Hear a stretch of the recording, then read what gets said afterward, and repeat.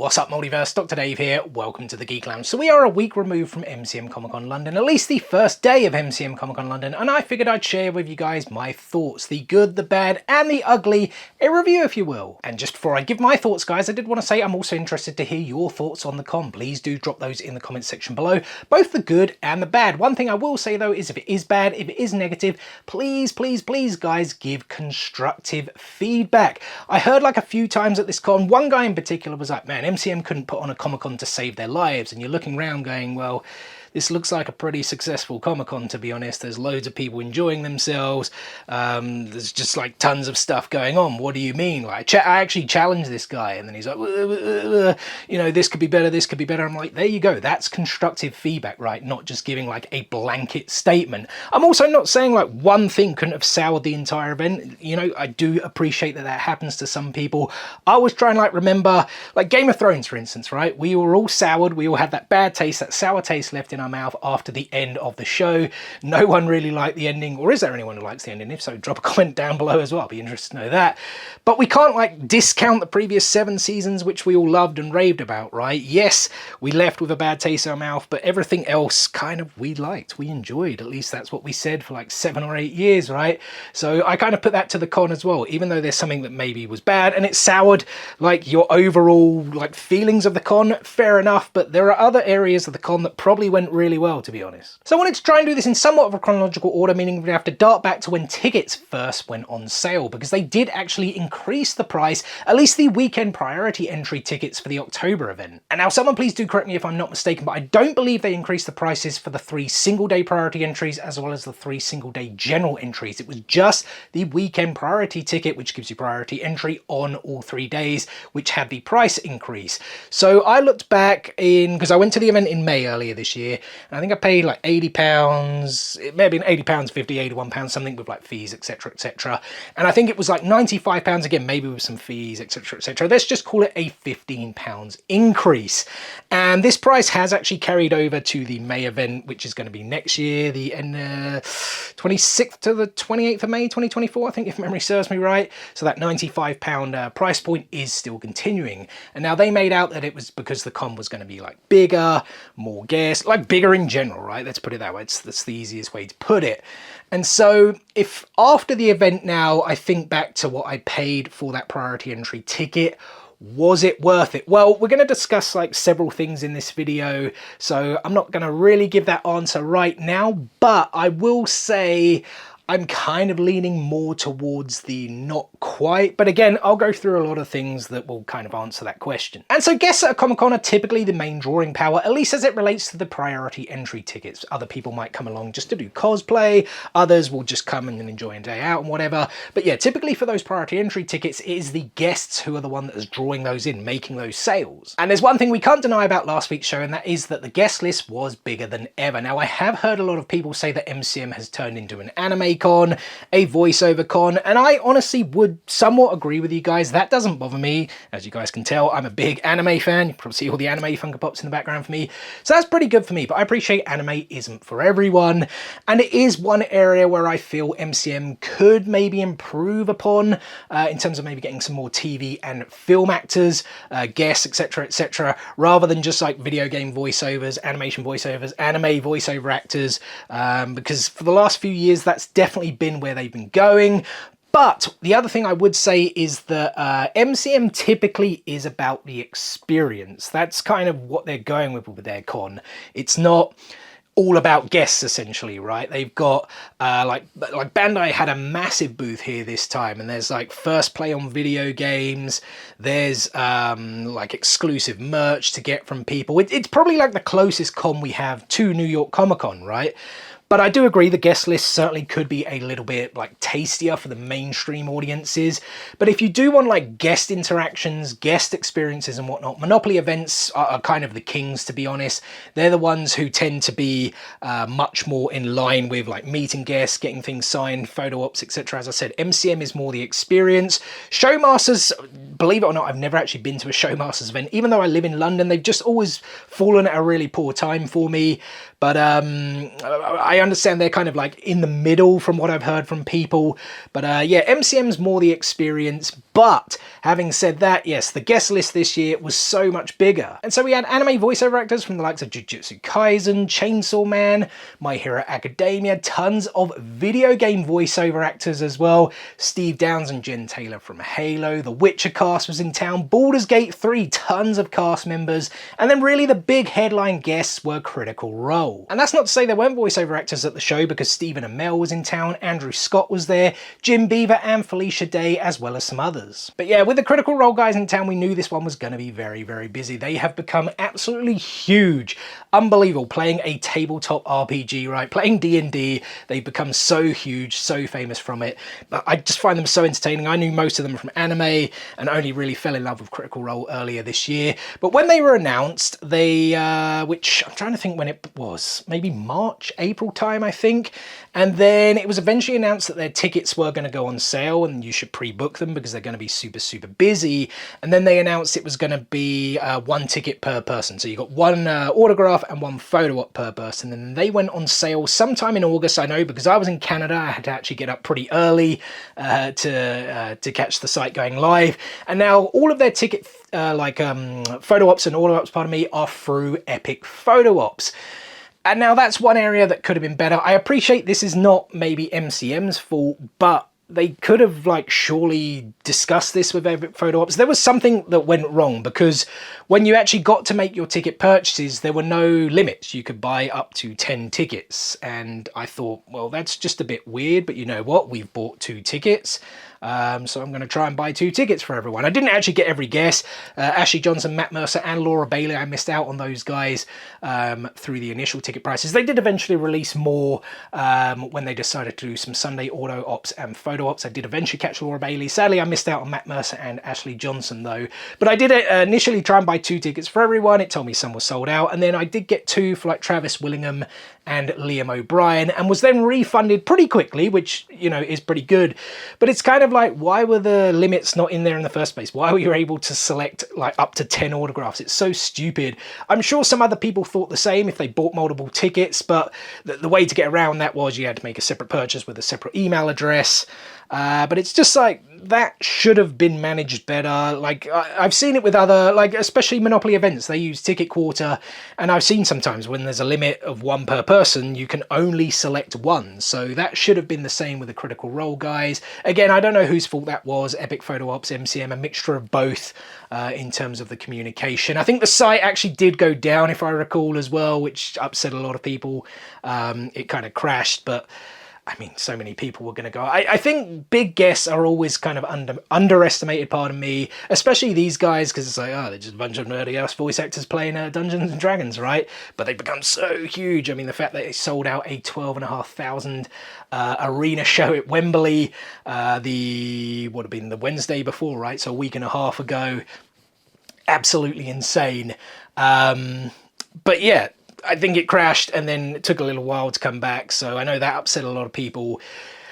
One thing with that, can that be managed better? I mean, I've seen so many websites crash through ticket pricing, you know, Funko drops, trying to think other exclusive merch drops. When so many people are trying to do it, the traffic hurts it. And the other thing I should say is because they were coming over here to London in the UK, yes, we're not part of the EU anymore, but we're still very close to Europe and people can, of course, still come and visit the UK. So we got tons of the European critters because you could be 7 or 8 countries away from the UK and still get here within 2 to 3 hours. So we had a lot of European visitors as well. I would imagine there were a couple of international folk who had come over as well. That's how big these guys are, especially to see that Wembley show. And now for the rest of the guests, only some of them had autos that you could pre-book. Everyone, of course, has pre-bookable photo ops. They have to typically move those pretty quickly. Of course, you can still buy more on the date if they're not sold out and they've kind of got through the allotted time slot. But yeah, for the autos, typically most is pay at the table, but like I said, a couple were still pre-booked. So let's fast forward then to last Friday, the 27th of October, which is when MCM Comic Con London kicked off. So I'm going to talk a little bit about travel because MCM can't really affect that themselves, but thankfully both the DLR and Elizabeth line were running.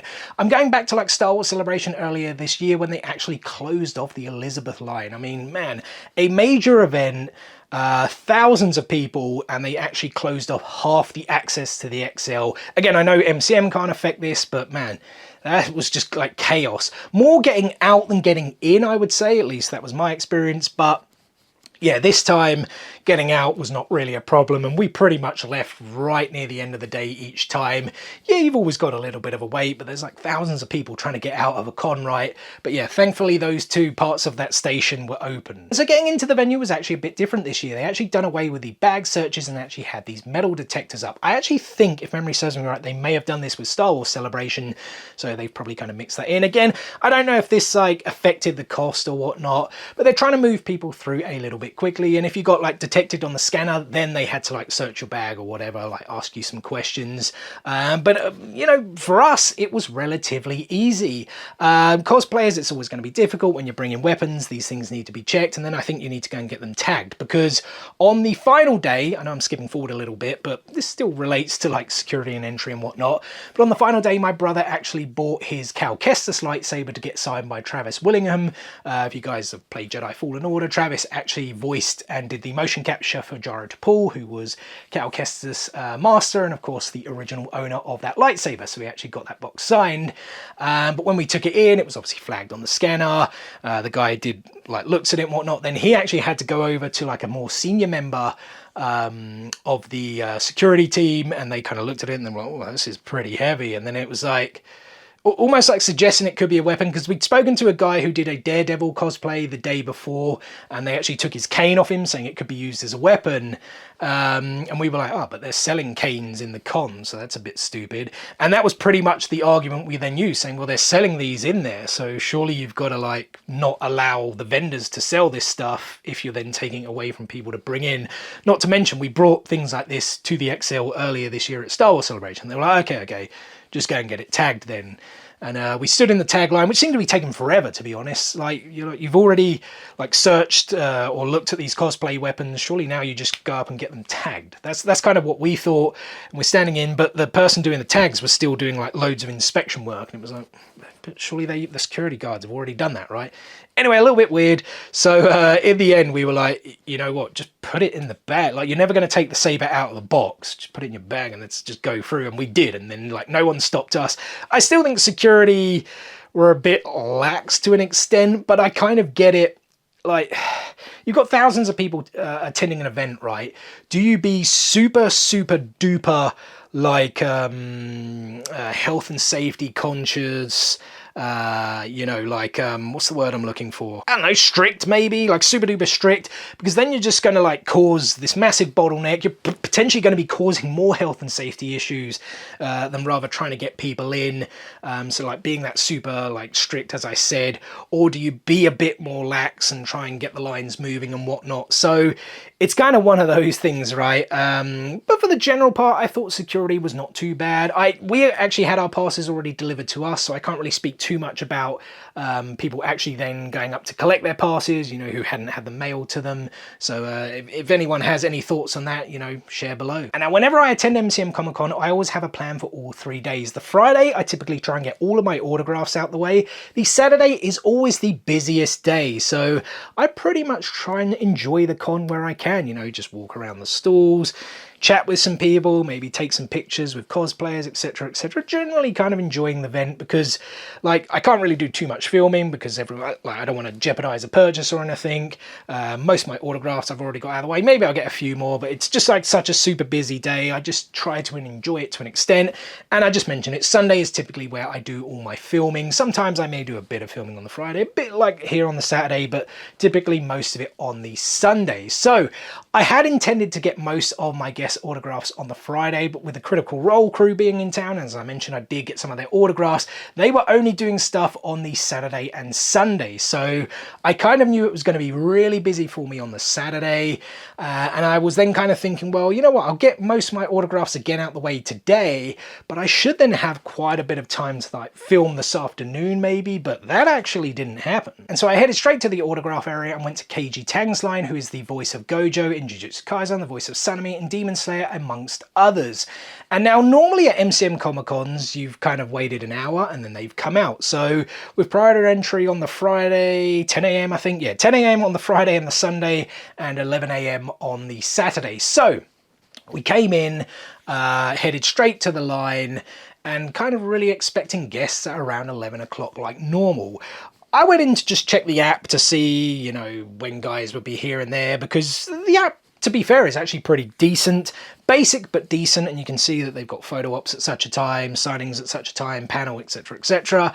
And I happened to click on their first auto session and it said midday, and I was like, that's a bit different to the last like few years, the last 3 or 4 cons that I went to, that people have typically started signing at like 11 a.m, like an hour after the con.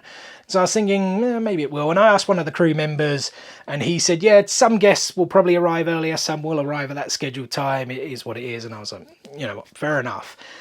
But I was still probably expecting some guests to arrive just after 11. The only guest who arrived before their 12 slot was actually Stephen Amell. I think he arrived maybe like 20 past half 11, got through his queue before anyone else came, and then he darted off for a break.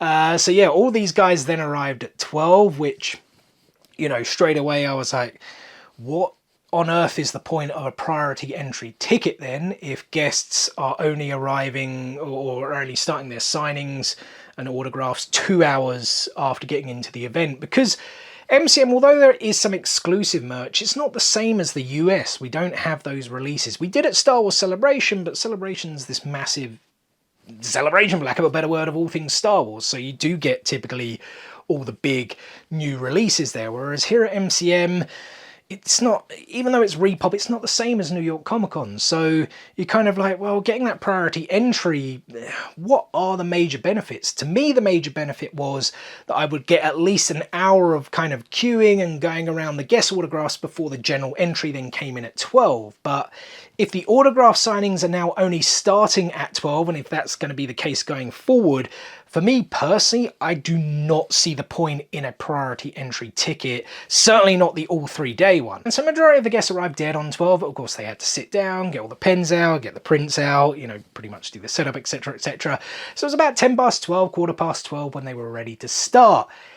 Yeah, they weren't ready to start, and it wasn't actually their fault. So, as I mentioned, some guests you could pre-book autographs for. So the Jujutsu Kaisen guests were some of those. I can't remember off the top of my head which ones were which, but certainly the Jujutsu Kaisen guys were Kaiji Tang and Adam MacArthur, who voices Yuji Itadori. He was the next person I was going to go to. They were, of course, sitting together, being from the same franchise. Now, with the pre-book tickets, of course, they needed to be scanned, but there was no one around with a scanner. And so the guests were sitting there like, oh, we can't really scan your tickets yet. We're waiting for this scanner to come in. And it's like, okay, this is like a bit annoying. We've been queuing for 2 hours, or 2 hours and like 20-ish minutes now. So the guests went to the back. Looks like there's some good discussions, because you could kind of see through like this little bit of a, like the, what's it called? Like the cloth window thing, whatever it is, you could see in the back, seeing some discussions going on. And then eventually they came out, and it was probably about 25 past, half past 12 at this point, and they were like, well, we can do cash. If there's anyone with cash, come forward now. We'll do cash. And I was like, oh man, it's exactly what happened at AnimeCon UK earlier this year. And the exact same thing happened again. Like 3 people came up who were paying cash. Everyone else was pre-booked, and it was like, this is a disaster. Not only have we waited like 2 hours, we're now 2.5 hours later.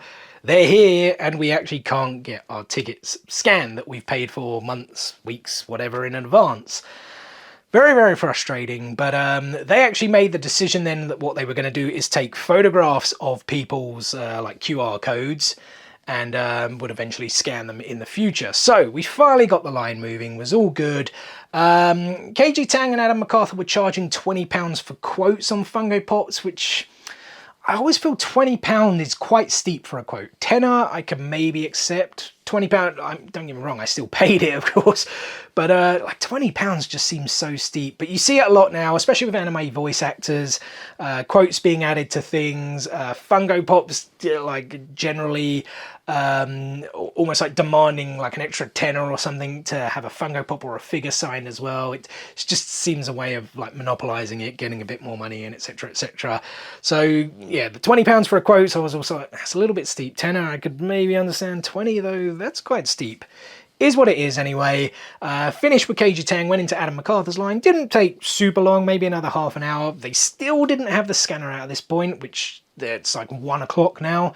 So again, he took pictures, had a good chat with him, got things signed, all good. Then kind of came out and it's gone 1 o'clock, and I'm like, man, it's like so late already. What is going on? Of course, had to sort of go off, grab a bit of lunch, where it's always super busy as well between 12 and 2. I mean, it's like anywhere you're in the city, it's going to be super busy at that time, right? Came back, did a couple more signings with a couple more guests here and there. And then, yeah, it was like super late. It was like 3:30 or whatever. And I was then talking to a lot of the, some of the Funko vendors who I've cultivated relationships with and whatnot. So it was probably my fault. That took a bit of time, but things were still a bit busier. The Friday certainly to me seemed busier than years gone by, and I kind of wondered, like, there are more people here now because tomorrow everyone's just going to be around like the Critical Role like section. That's kind of what my thinking was, and I could have done a little bit more filming probably on the Friday, but it just, like, the time just went so quick, and I just feel it was because of firstly this whole like debacle with the scanners, but also just starting an hour later than usual for the signings. I'm like, man, if you buy a priority entry ticket, this is certainly my expectation. I don't know, let me know what you guys think. But I think guest signings should still be starting an hour before general entry comes in, at least for these MCM events. I know certain other things are different, but Monopoly, they always start their guest signings pretty quickly, and I just feel MCM, like, they always have. It's always been an hour later. You queue, you always know you're going to have to queue for an hour, and then they come. But queuing for 2 hours, and then having that scanner thing on top was a bit like, yeah, that's quite disappointing. And so then we have the Saturday, which actually opens up slightly earlier and closes slightly later. This was, of course, or I'm dubbing it the Critical Role Day. I expected to be in that, whatever it was, 200 square, I'm not really good with square feet, whatever the size was, where the critical role guys, pardon me, were all sitting to be doing their signings. I was like, yeah, I'm pretty much going to be sitting here all day. But again, they were only due to start at 11, and you're like, priority entry for the Saturday, 9 a.m. So everyone's like queuing already for 2 hours. They did come a little bit late, but you never really know what's going on. Is it an issue of MCM? Like, is discussions going on? Are the guests late? I try to, you got to kind of remember these guests, they're only human anyway. We're always getting upset or stressed, like, are they going to get here on time? It's one of those, I don't know if joys is the right word, but certainly one of those things that, you have at a Comic-Con. And so, yeah, they did eventually arrive and started doing their autographs. I managed to get through Travis Willingham and Marisha Ray before they then disappeared, I want to say at just before 1 o'clock. So they were actually supposed to sign for 2 hours from 11 till 1, then go off and have a lunch, do photo ops, both like the single ones as well as the group photo, and then come back for more autos in the afternoon. Of course, with them starting late, it meant that they actually finished, they should have finished late, but they didn't. They actually finished on time, so we actually had a less amount of time for autographs. So a lot of people got upset with that. Some people left the queues early, I guess because people had photo ops booked as well. They then actually came out and said, look, if you guys want to go, management have agreed, if you guys want to go off and enjoy the con more, yada, yada, yada, we'll give you wristbands, for the guests you're queuing for. Did a little tactical decision, sent my brother in Liam O'Brien's line. I was in Taliesin Jaffe's line, so we both got kind of wristbands to then come back around 4 p.m, where they would then, commence their autographs again, which they did. Taliesin Jaffe, though, was the last to arrive, so I did scoot into Liam O'Brien's line. We actually got to see him and come back into Taliesin's line before Taliesin even came back, so, everyone was all happy, meeting critters and stuff. Everyone's generally, pretty cool. There's always some people, like I said, who are getting super stressed. There was a lot of people that had multiple of the guests. I think there was someone who had all guests for the Saturday, so they were super stressed. But it's kind of like, you know what, if you just speak to the crew members and say, look, I've got all of them, I've paid this money. You've actually paid money to both MCM who take their cut, as well as the Critical Role crew who take their cut. Probably their agent takes a cut as well. But it's you've committed all this money as well. It's not like they're going to say, well, tough luck, you shouldn't have bought 8 ops. It doesn't work like that. You just have to be kind, courteous, speak to these crew people who are human beings, and they will generally help you out. That's what I saw. There was one guy saying, as I said it before, one guy, it was in this queue saying they couldn't organise a con to save their lives, and it's well, challenging him, and then he comes up with bit more constructive feedback. And then, you know, he's clearly just upset because he had multiple tickets and it was like, he's getting stressed. Am I going to get through this? This is ridiculous, blah, blah, blah, blah, blah. What could they have done better then? Well, I think I didn't actually take any pictures. If I can find one from online, I'll put it up there for you guys. But basically they had them all kind of on a row sort of across here. And then the lines sort of going this way. And then they had gangway, is that the right word? Like a path, just a general path for people to walk past. And then I think they had like the live D&D map or whatever it was there, the side quest area where like tabletop games, video games, etc. are going on. And it wasn't a super duper long area, yet of course they would have known how many tickets they sold because it was a sellout, right? The one thing I think they could have done was actually shift that around and actually had it here, and the lines could have been a lot bigger, sort of going to the back where they had a lot of the tables for food and whatnot. However, one thing we got to think about, guys, is that there probably are expectations of Excel as well, what you can and can't do at their venue. They might have to have a certain amount of like tables for food. It probably would have been somewhat blocking off access to toilets if they did it the way that I thought and some other people thought as well.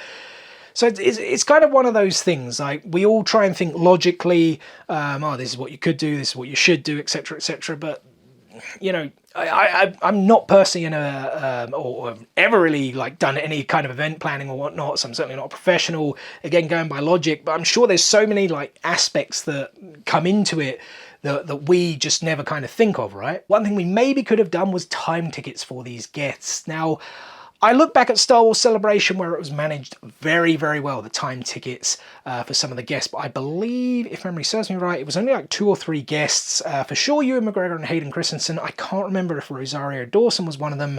But they were like the only guests that had time slots and it worked really, really well.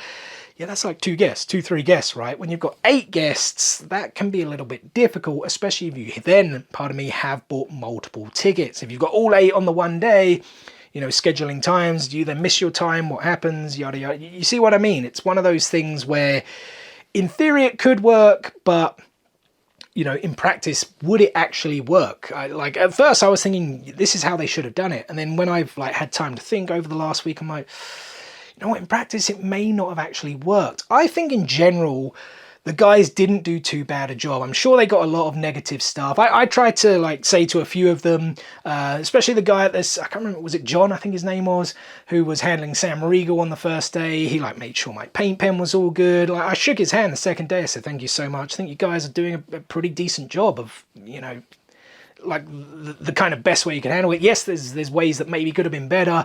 And he was super appreciative. And I said that to a couple more who said, oh, thank you for saying that. Because I'm sure they got a lot of like negative things from stressed out critters and fans and whatnot.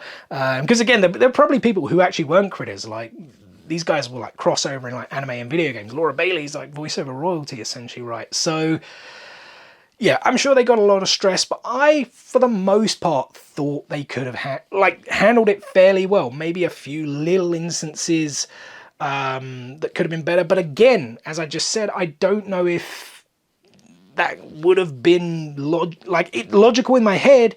Is it logical in practice? But I'd certainly be interested to know on your guys' thoughts, anyone who did queue, you know, for the Critical Role cast.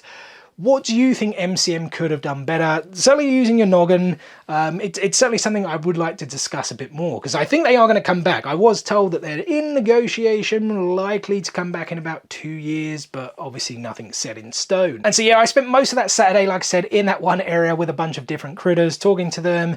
We just sat there on the floor, had some lunch. We'd like bought lunch before because this was my expectation for the Saturday. I think if you come with realistic expectations, if you've been to cons before or you've done research, these events, they are busy, they can be stressful. If you're getting lots of things signed, you're always going to be like, you know what I mean? But once you've had a bit of experience with it, you know, I've been so many cons, got so many things signed. I think I'm on like 73 something signed Funko Pops now.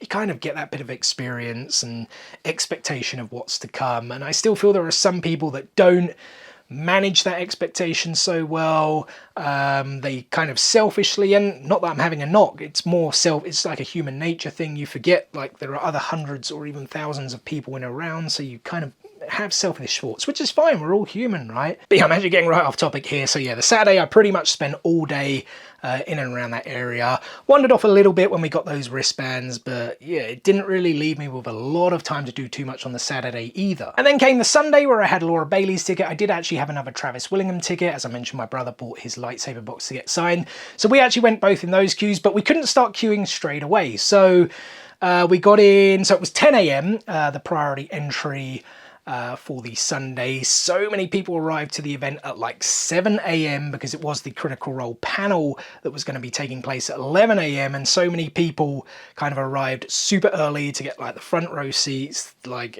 from what I heard, it was chaos. I was like, man, I'm not bothering with that panel. I'm just going straight to the signings. So we got there, but they had actually closed off the queues and they said, we're only going to start queuing at 11:15. And so a lot of people were like, well, why? Like I asked the guy, one of the guys, why? And he said, well, if we have like so many people queuing now, more and more people are going to like come to start queuing, and then we're going to have to like clear this pathway and we're going to have to spend our time telling people to go away. So I was like, okay, fair enough. Went and sat down because as I said, the like eating tables and whatnot were kind of all there. He went off to talk to security and said, oh, would you mind, like these guys are nice, don't like rush them up, but just kind of keep them easy, whatever.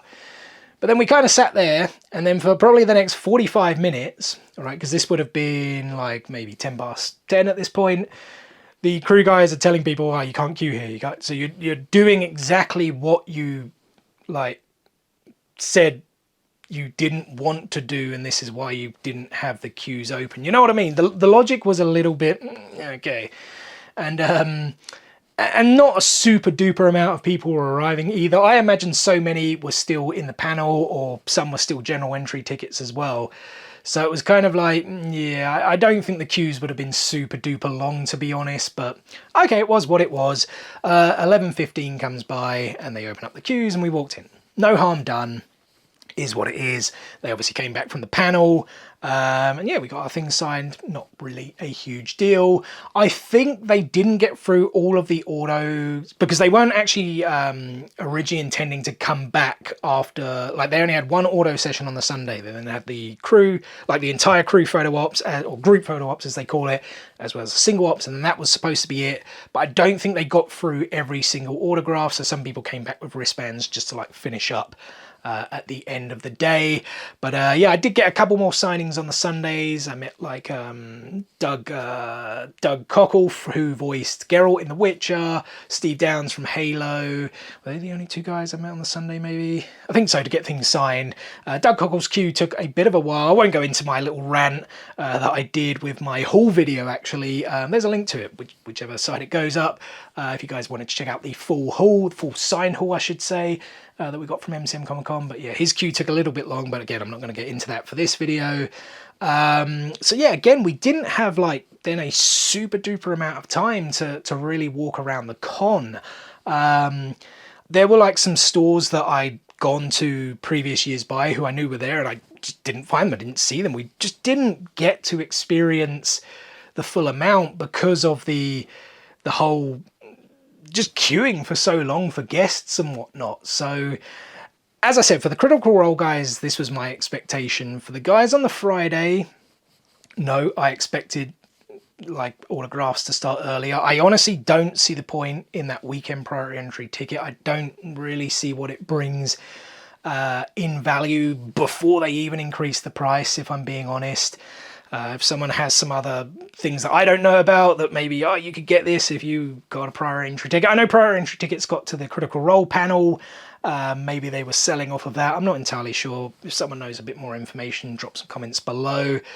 But yeah, going forward, unless you get like tons of like awesome guests again, super busy guests, I just don't see how that priority entry ticket is really going to hold value if they're then going to only start the signings once general entry also comes in. Just my opinion though, but yeah, I don't know. That was a bit disappointing for me. So, you know, all in all, like the rest of the things at the con, so I mentioned previously the Bandai Namco booth was huge, was really cool, really busy. They had that Ichiban Kuji, I hope I actually pronounced that right. That lottery didn't seem as busy as I'd seen it previous years, but again, I was off queuing for lots and lots of time compared to previous events, so maybe it was busy at other points that I didn't see it. They had the Tekken booth where you could play Tekken 8. I think some of the like fighting game YouTubers and whatnot. I don't really watch too many gaming YouTubers, to be honest, so I can't remember their names, but I know they were definitely there, like sampling Tekken 8. People got to sample Tekken 8. They had that awesome statue. Oh, I can't remember the character's name. I haven't played Tekken for God knows how long, to be honest. But one of the mainstay characters of the franchise. They had this awesome statue of him. I'm trying to think what else was there. Hasbro Pulse. Hasbro Pulse did actually announce a couple of cool things. There was the Carson Tava Black Series. I think it's Black Series helmet, isn't it? That was shown off, and I think a few other like figures and whatnot, Marvel Legends, etc., were shown off. Trying to think off the top of my head who else was there. Fungo wasn't there, even though supposedly they were going to be there originally. Yeah, tons of like loads of different booths. Obviously the Artist Alley is ever popular. I know there were some Critical Role artists there as well, who were selling some awesome prints. Yeah, just in general, it was big. They used the space a lot better, I found, this year. I always found MCM kind of utilized the space a little bit better than Star Wars Celebration did. Star Wars Celebration felt so cramped, but it felt like they used the space even better this year, I have to say. That is definitely a plus point. But yeah, overall, it's just that amount of queuing. And you can argue that, you know what, if you're going to go for guest autographs, especially the amount I went with, I think I came out with like 16 in total. You could argue that, okay, you know what, that's like, I'd committed that time to queuing. If you're going to get that many autographs, you're going to have to miss out on some things. Let's put it that way.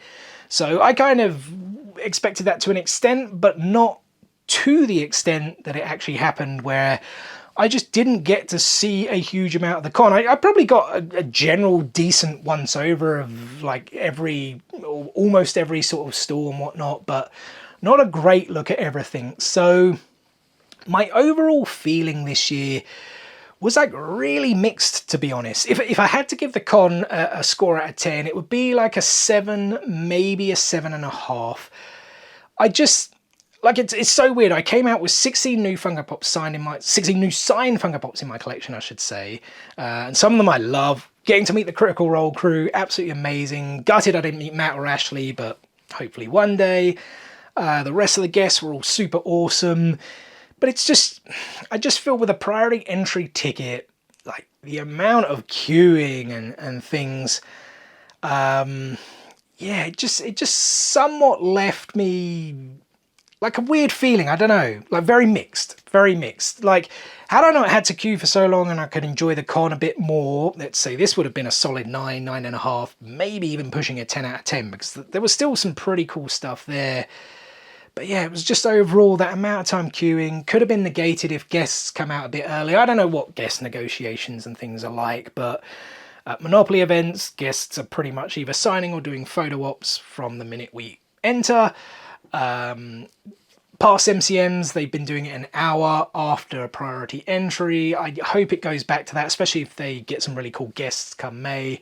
But if it doesn't do that, as I said, I am repeating myself here, I just don't see the purpose of a priority entry ticket in that point. Yes, you may get a good spot in someone's queue, but once general entry comes in, and you want to get like another guest, you're now like way back here, right? So I don't know, I just feel that extra hour of guest signing before general entry comes in, that's something that you know, could and should have been better, and would have certainly made my score a bit higher. Yeah, maybe just retwigging some of the like queuing systems and things like that. I still think if it's multiple guests, giving them time slots, I'm not so sure it will work in a fantastic way. Now that I thought about it a bit more, if it's 1 or 2 guests, I think it can work very easily. Especially if you've got someone managing the queue like they were at Star Wars Celebration. But yeah, like I said, overall for me, 7, maybe a 7.5 out of 10. Excuse me, but yeah, it's such a weird one. I'm finding it hard to explain. Like, still enjoyed myself, still got some awesome things signed, but felt I like deserved to experience the con a little bit more for the price that I paid. Let's put it that way. Anyway, guys, I feel I've rambled a ton in this video, so I want to thank you guys so much if you listened to everything that I had to say. I really do appreciate it, and I hope you did enjoy the video. If so, be sure to give it a thumbs up. Like I said, drop your comments below. Let me know, both good and bad, how your experiences were if you attended MCM Comic Con London. And as always, we've got plenty more content on the way for you guys. In tomorrow's video, I'm actually going to be opening up a Funko Pop mystery box, the Minato box from Funko Europe. I know I've got my Wrestle Crate to get through, that actually came in last week. I've just been delayed with a lot of things. I think I've got a ton of Funko Pop parcels to get through as well. Yeah, 2 cons in 2 weeks. That kind of takes up a lot of time, but we will do those catch-ups in the week ahead, as well as the usual statues, Legos, figures, and TCGs to go with those Funko Pops. Make sure you guys stay tuned for all of that and more. What is the easiest way to stay tuned, you ask? It's very simple. Subscribe, hit click, smash that subscribe button, and enable those notifications so you don't miss out on any of that future content. Guys, thanks again for watching today's video, and we'll see you on the next one. Peace out, nerds!